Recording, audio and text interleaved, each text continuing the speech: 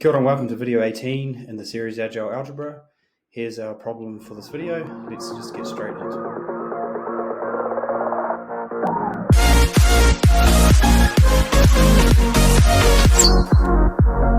Okay, the solution is going to be quite a quick one. We'll push for time at the end of the term here. There's a couple of ways that you could look at this problem. The first one is to say, right, they share a common root, so let's call that common root x, capital X, to distinguish the difference between lowercase and the root itself. So if we do that, that means that substituting capital X into this equation, well, we're going to get 0 for both equations, therefore this is true. And if we rearrange that for capital X, by subtracting x squared from both sides and rearranging the equation, we get that the root must equal b minus 1 over a minus 1. And that brings in a whole can of worms there with what happens if a is equal to 1? Then the root doesn't exist, does it? Well, we need to go and treat that as a special case and have a look at it.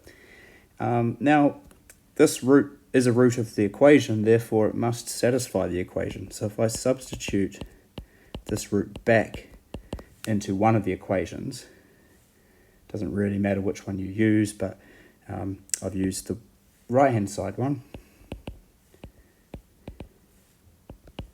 You get this. If you simplify that by multiplying the whole thing through by a minus 1 all squared and tidying it up a bit, you end up with a quadratic equation. Please verify that this is the quadratic you get.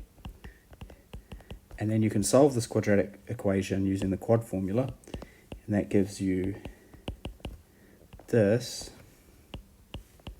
after a little bit of tidying up again. And because we want a and b to be integers, like the question said, this thing here underneath the square root needs to be a perfect square. And it turns out that if it's 0, we get a is equal to 1 and a is equal to 2. And those two a values actually work. One of them gives b is equal to 1 and the other gives b is equal to 0. Those values both work.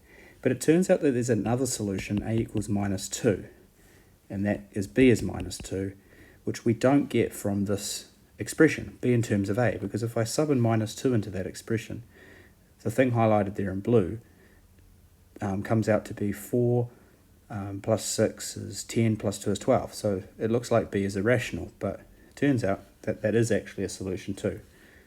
I'll leave you to ponder that and why this method didn't work to get that. Method 2, and the reason why I know that there's another solution to it, is method 2, I actually just used the quadratic formula right to begin. So I solved for x in both cases, and I made these equal to one another because we share a common root. It doesn't say that both the roots are the same. In fact, they can't be, because that would mean they have to be the same quadratic, and they're clearly not the same quadratic. Unless a is 1 and b is 1. So when we solve this equation, again by cross multiplication and quite a bit of tidying up, we can get b in terms of a. You fill in the details.